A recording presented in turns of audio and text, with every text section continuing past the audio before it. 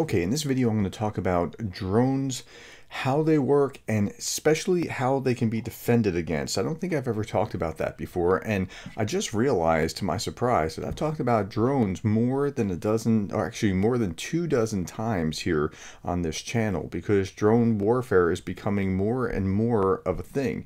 Now, the Russians use drones differently than the Ukrainians use them. The Russians use them almost like alternatives to running out of missiles, especially the Shahed drones. The Ukrainians are using them to invade deep into Russian territory where the Russians never thought they could actually target, and but both sides use them as these like small drones as like surveillance to target the enemy, and the Ukrainians are especially good at using it almost like a guidance system for their artillery. But how do you defend against drones? Well, that's the question. Saw this on United 24, and I thought this was really pretty impressive. This is how Ukraine uses how Ukraine defends against them because of the way that Russia targets them. Ukraine is actively using mock-ups of military equipment to counter Russian strike drones. Along the entire front line, the Ukrainian military is placing mock-ups of artillery systems, radars, MLRs, and even air defense. For example, Iris-T, a German air defense system that was allegedly destroyed by a Russian drone, but in fact it was a mock-up. There was even a case when Russia spent an expensive caliber cruise missile worth several $1 million on a dummy of HIMARS. The use of mock-ups not only allows the preservation of real equipment, but do you see that? Those are inflatable. That's pretty phenomenal. So this is kind of like the General Patton defense. What they did in World War II is they put General Patton in a place where it was likely that he would cross across into Europe and have an entire dummy army with sounds of motors and mock-ups of these like tanks and whatever, so that the Germans would think he's going to invade, he's their best general, he's going to come over and do it. So that's but also consumes Russian resources such as strike drones and other means of destruction. Ukraine is actively... Okay, so that's one of the ways that Ukraine is defending against things. This is more of what Russia is doing. Before I talk about how Russia is what Russia is doing, I'm going to let Vlad set the table for just 2 minutes talking about drones and what it's doing to the population in Russia. I think it's fair to say that we're moving from a symbolic to an effective stage of Ukraine's drone war on Russian territory. And we might be at the very beginning of the effective stage of that drone war. And I've said this for a little while. I think just they're feeling them out and figuring out where the air defenses are, and when they actually do have a really big bang, Russians will stand up and notice. That's going to be really interesting, very different than just crashing something into a building somewhere. When they have a real amazing charge or explosive attached to one of these drones, it's going to be something significant.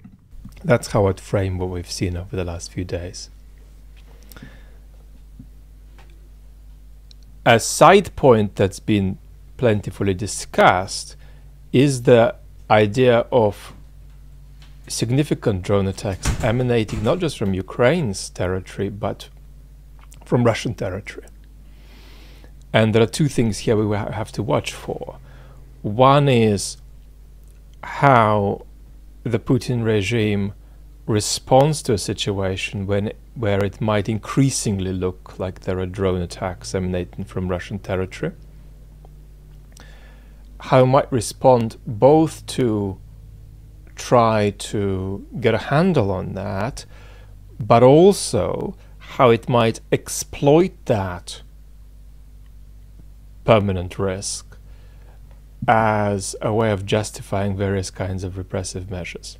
Now, that's going to be interesting to watch, just to see if they'll use ongoing drone attacks to more re-Sovietize than what they've already done. And it's just something to look for. So that's one aspect of it. Another aspect is how they're going to defend against it. They're going to defend against it, against drones, against other things using the pretext of drones, but they're also going to use this. Now, I don't show this very often, but this Military and History channel, I think he has some valuable insight here. And let's look at this. An embarrassment for the Russian government that they now switch over to tactics we haven't seen since World War II. They're building flag towers.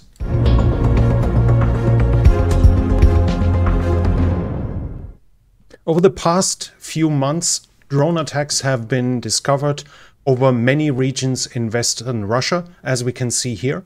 Not just in the Black Sea and on the Crimean Peninsula, but up to Pskov in the north and around Moscow. Moscow has been struck almost daily in the past few weeks. The Russian government is so embarrassed by this, as it clearly shows the impotence of their own air defense, which, while the military effect is existent, while we have seen two Ilyushin 76 burning down and two others heavily damaged, and while we've seen Tupolev 22Ms being damaged as well, the overall military effect has been limited, but obviously having the capital being struck almost daily is an embarrassment for the Russian government, which shows their impotence. So they've switched over to time-tested tactics of flag towers. As the Russian government... Now let's talk about something first before this. Jake Bro was talking about this last night, where he was talking about, like, these are probably coming from within Russia, and you can take a bus from Kyiv up into Estonia and then into Russia without even really being checked, and like for like $300. And so if there are drones striking all over Russia, it looks like an inside job. It doesn't look like they've gone to Pskov from here, like they've flown all the way in here. It looks like somebody was near wherever it was. And that's going to provide a very significant problem for Russia. Okay, let's hear what he has to say here.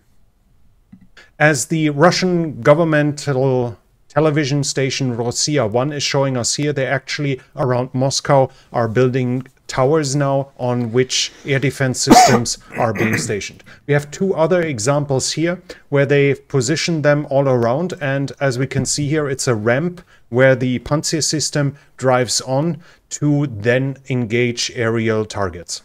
The method, while crude, is actually fairly effective, as the radar, the higher it's positioned, the further it's reached. As we can see here, there are trees right in the background, and the fairly deep flying drones would only be discovered at very short range, but the higher the radar is positioned, the further it can reach. But obviously it's a clear embarrassment for the Russian government that they are forced to do something like this, and we'll have to watch it in the future, which effect it will have on the Ukrainian drone attacks, and obviously how much those air defense systems are going to be missed along the Ukrainian front line. This was already it from me for now. If you like the... Okay, so that's what they're trying to do, to replace or to create some kind of defense systems to, like, say, ring Moscow so this stops. But even if you could ring Moscow, won't they hit St. Petersburg and then other places just because, I mean, you're a huge target of opportunity? Okay, here is what these towers look like. So this was in Germany in World War II. Motivated to beat the Americans and British, to claim Nazi technology and plunder for themselves. The battle for Berlin raged for 17 days as the Soviet forces surrounded the city, but the Nazi surrender may have come sooner if not for one of the largest defensive structures ever built. As the 150th and 171st Soviet Rifle Divisions began advancing across the Spree River, they met the Zoo Tower, located within the Berlin Zoo. A behemoth structure built as a center for anti-aircraft operations, equipped with four 12.8cm Flak 40 anti-aircraft guns, together capable of firing 96 rounds per minute, and with a group of 20mm and 37mm anti-aircraft guns on the lower platforms, the Zoo Tower was a veritable death castle. A death castle with no glaring design flaw to lead to its destruction. Any aircraft that dared enter its 10km range was likely to meet its end, but on this day the Zoo Tower turned its attention to the ground and the approaching Soviet army, and began unleashing powerful and accurate fire, reducing their tanks to smouldering scraps of metal in short time, and halting their progress. The Soviets ordered the tower to be shelled at range from their most powerful 203mm howitzer, a purpose-built bunker buster, but the 100kg rounds had little effect. With 2.5-meter thick steel-reinforced concrete walls, the tower was practically immune to shell damage. Even if a hole could be punched through with repeated shots, the tower would remain standing. With no single load-bearing structure, it would take an immense explosion to take down these towers. The Soviets instead decided it was best to circle around the tower outside its effective range and later negotiate a surrender. The Zoo Tower was the first of many anti-aircraft towers built throughout Nazi cities, Berlin had 3 pairs of towers forming a defensive triangle around the city centre and central government. The first pair in Berlin Zoo, the next in Friedrichshain, and the third in Humboldthain. 2 more pairs were constructed to protect the vital port of Hamburg, and finally 3 more pairs were constructed in Vienna, Austria to form another defensive triangle around the city centre. Okay, so that might be the kind of thing that we see in a much more rudimentary way in around Moscow and other centers that they think that they want to protect. Put something high up that they can defend against. But remember, these were actually to shoot down planes. I suppose it could work for missiles, but drones are a different thing, especially when you have, say, cardboard drones. So I'm not sure how effective or how important these are going to be to their defense, but this is how the Russians are trying to defend. If you have any questions or comments, I'd love to hear it. I'm fascinated by drones, and I just think that this is just a brave new world in warfare. Somebody pointed out the other day, well, we've been using drones before this. Yes, but we've not been using drones nearly to the extent. Like, we've had Reapers and other things before, and we used it at a limited scale. But these, like, light drones, like, Ukraine is losing 40 to 45 small DJI-type drones per day. But they're using these to find the enemy, locate, drop a little hand grenade, or call in our artillery strike or something along those lines. They're using these very effectively, and they're losing about $11,000 if you crunch the numbers of little tiny drones every day.